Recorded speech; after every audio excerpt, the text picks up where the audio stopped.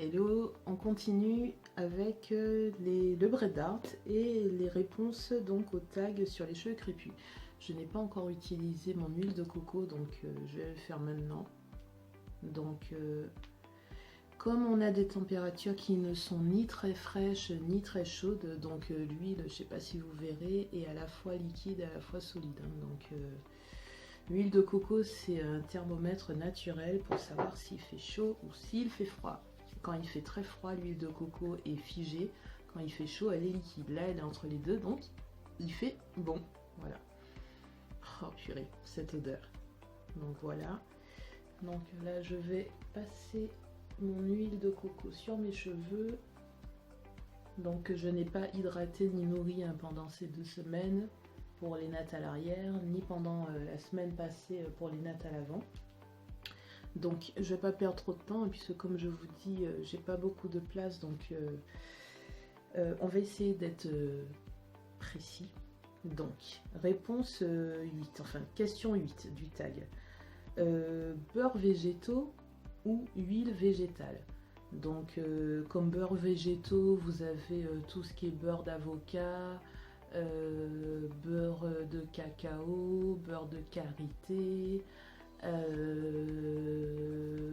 vous avez du beurre d'olive, il y en a quand même pas mal, hein, cacao, mangue, voilà.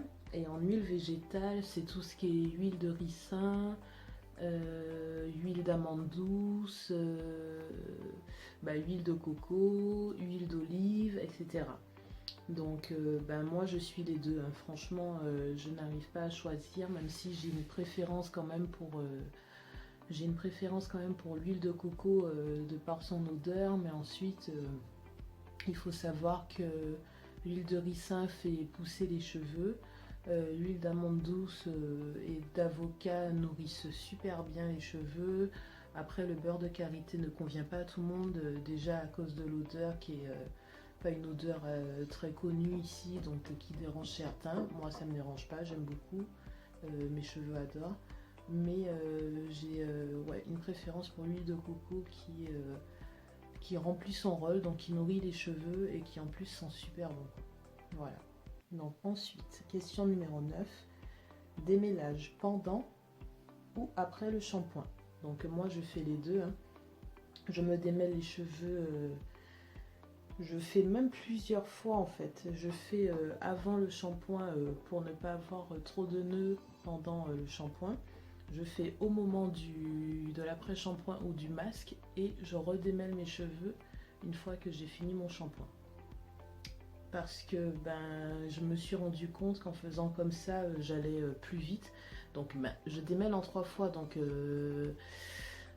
je vais plus vite. Pas forcément puisque je le fais 3 fois, mais en tout cas j'ai moins de nœuds avec cette technique, contrairement à avant où j'attendais d'être vraiment à la fin de mon shampoing pour démêler, et où je passais un nombre d'heures inimaginable franchement pour démêler ces petits cheveux là, quoi. Donc j'ai compris qu'il valait mieux faire en plusieurs fois.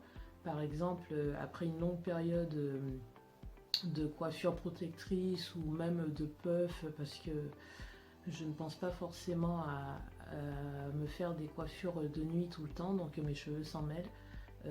Avant le shampoing, c'est bien d'avoir déjà démêlé, même si c'est grossièrement, c'est bien d'avoir démêlé ses cheveux. Donc voilà pourquoi je fais mes trois phases de démêlage. Voilà.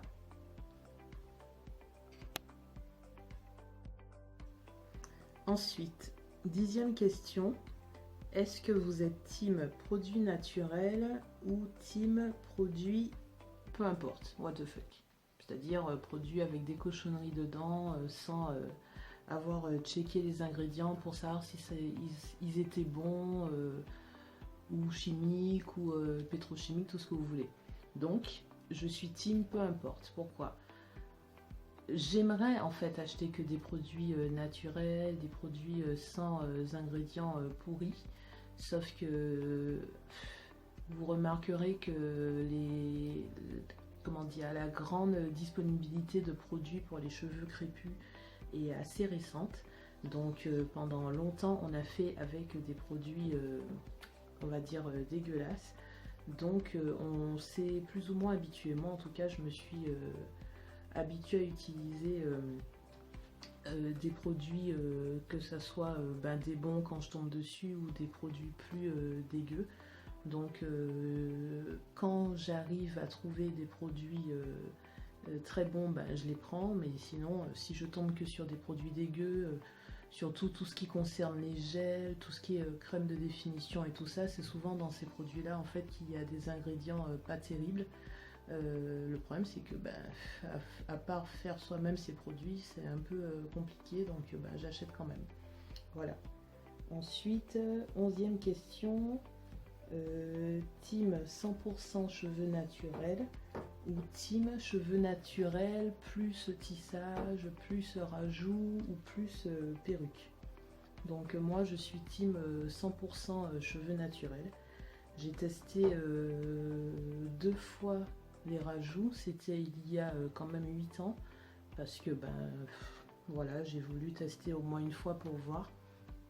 Et j'avais bien aimé pourtant, mais je me dis que c'est mieux quand même d'utiliser uniquement ses cheveux. Déjà ça coûte moins cher et en plus c'est quand même normal d'utiliser ce qu'on a déjà sur soi, quoi. Donc on a des cheveux, c'est bien de les utiliser, de ne pas être accro aux cheveux des autres. Bon après chacun fait ce qu'il veut, mais voilà. Team 100% mes cheveux à moi. Ensuite, 12e question, team bonnet de nuit ou team thé d'oreiller en satin. Je dirais team les deux encore une fois, parce que si j'ai à ma disposition des thés d'oreiller en satin, je prends. Et si j'ai des bonnets pour les cheveux en satin, pareil, je prends aussi, parce que j'aime les deux. Après, c'est sûr qu'on est plus à l'aise avec une thé d'oreiller en satin, parce que on n'a pas à vérifier si le bonnet est resté sur ses cheveux ou pas. Mais ça me dérange pas plus que ça, donc les deux. Ensuite, 13e question, produit acheté pour les cheveux ou produit fait maison. Encore une fois, je dirais les deux, mais je trouve que c'est quand même plus rapide d'acheter ces produits déjà tout faits, surtout encore une fois les produits compliqués, parce que les masques pour les cheveux par exemple, ça on peut le faire facilement à la maison. Même le shampoing, les shampoings, il suffit d'acheter un shampoing savon solide, ou même de le faire, je pense pas que ça soit très compliqué. Par contre, il y a certains produits qu'on utilise pour les cheveux, je pense qu'ils seront un peu plus compliqués à faire soi-même. Mais bon, il y en a qui le font, donc c'est faisable, mais je suis team les deux, avec une petite préférence pour les produits achetés. Voilà.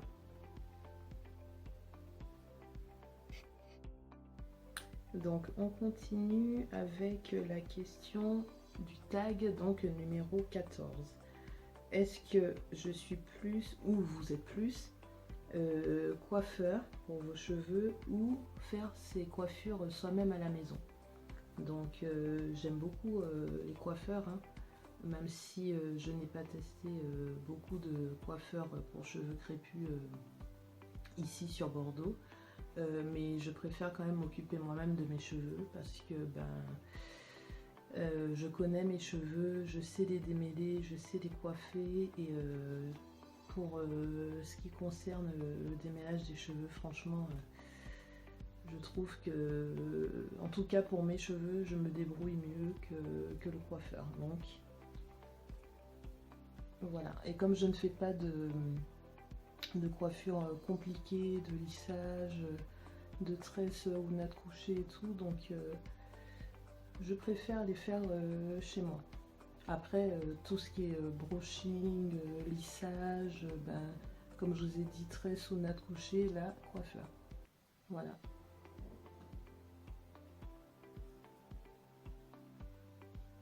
En tout cas, n'hésitez pas à répondre, comme je vous disais, aux questions. Donc en commentaire ou sur votre blog si vous en avez un, ou sur une vidéo sur YouTube si vous avez une chaîne, ou même à créer votre chaîne pour répondre aux tags, ça serait cool. Et oui, oui, j'ai oublié de vous dire quand j'ai commencé donc la vidéo que c'est une seconde partie. La première partie a déjà été publiée, donc c'est la seconde partie. Parce que je n'ai pas beaucoup de place sur mon téléphone, donc quand je vois que je commence à être ric-rac niveau stockage, je suis obligée de publier, sinon je ne peux pas faire la suite. Voilà. Donc mon Bredart commence à prendre forme. Hein. Donc là il me reste quelques nattes à défaire et là bah, c'est tout ce que j'ai défait entre l'arrière et l'avant. Donc je vous parlais de volume tout à l'heure là, bah, voilà. Vous voyez le volume il est là. Poursuivons avec la 15e question du tag. Est-ce que vous êtes plutôt donc démêlage avec peigne et brosse ou démêlage à la main? Donc moi je suis les deux. Hein. Vous avez vu la dernière fois quand je faisais mes nattes que bah, je démêle avec une brosse Félicia Leatherman, mais pas que. Sur le blog vous avez un article qui s'appelle peigne et brosse fonction non et fonction, je sais plus comment je l'ai intitulé, mais en tout cas c'est un article que j'ai fait récemment donc sur le blog où je vous présente tout ce que j'ai comme instrument pour me coiffer, donc peigne, brosse et à quoi ils servent ces instruments. Donc, mais bon, pour répondre à la question du tag, du coup, je suis les deux avec une préférence pour le démêlage à la main quand même. Donc, si c'est tous les jours au moment du coiffage, c'est démêlage à la main.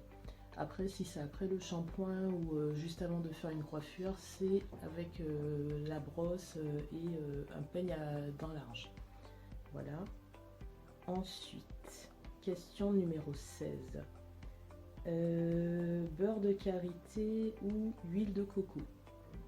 Donc je n'ai pas de préférence, hein, comme je vous disais tout à l'heure, moi le beurre de karité mes cheveux aiment, j'aime bien l'odeur et l'huile de coco, fou, ben c'est là, hein.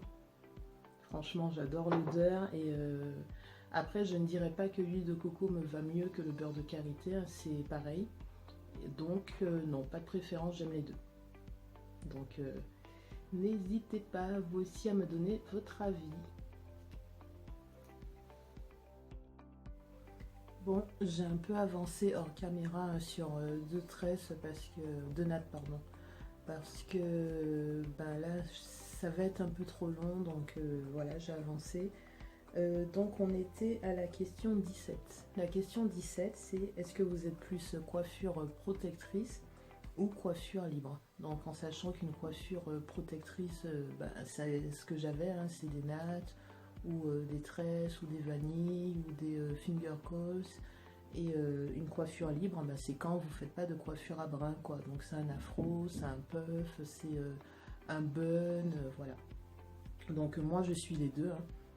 Sur le blog vous pouvez le voir, j'alterne assez souvent ce qu'on appelle coiffure protectrice et coiffure libre.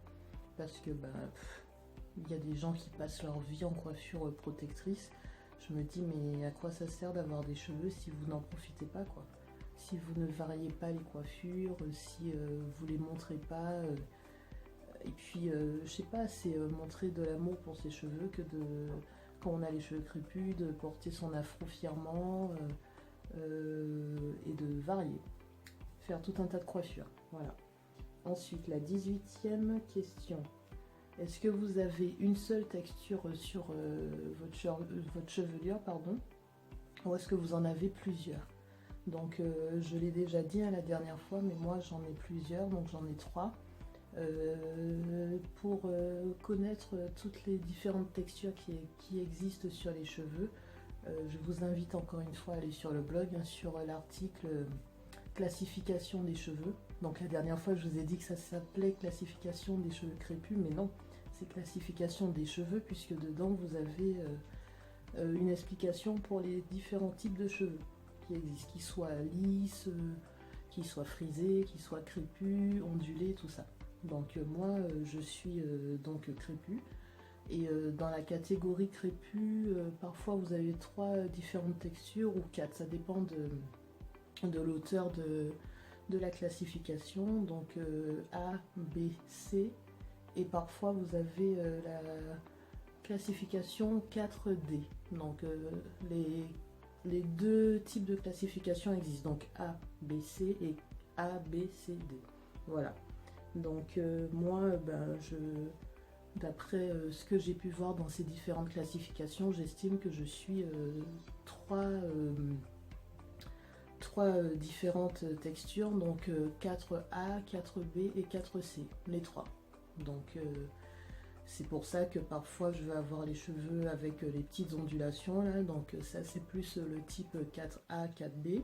Et parfois, par exemple, si j'ai un afro ou si, en fonction du type de coiffure que j'ai, ça sera plus du 4C, 4B, 4C. Donc j'ai les trois et j'en suis très très fière. Voilà, il faut être fier de ses cheveux crépus, quelle que soit la catégorisation, que ce soit A, B, C ou D. Les cheveux crépus sont magnifiques. Donc voilà. Ensuite, donc, question numéro 19. Est-ce que vous faites votre masque avant ou pendant le shampoing? Donc moi, quand j'ai du temps, je fais les deux. Donc je fais un masque avant le shampoing pour que les cheveux soient bien hydratés, qu'ils soient moins agressés par le shampoing. Et quand je n'ai pas le temps, je fais directement mon masque après mon shampoing. Donc shampoing, après shampoing et masque. Voilà. Donc tout dépend en fait du temps dont je dispose pour faire mes soins pour les cheveux. Ensuite, la dernière question. Team vaporisateur ou team non vapo? Donc les deux, en sachant que pendant longtemps j'ai été team vapo tout le temps, tout le temps, tout le temps, tout le temps. Et depuis 3 ans, je crois que c'était après mon dernier voyage en Martinique, je suis revenue en plein hiver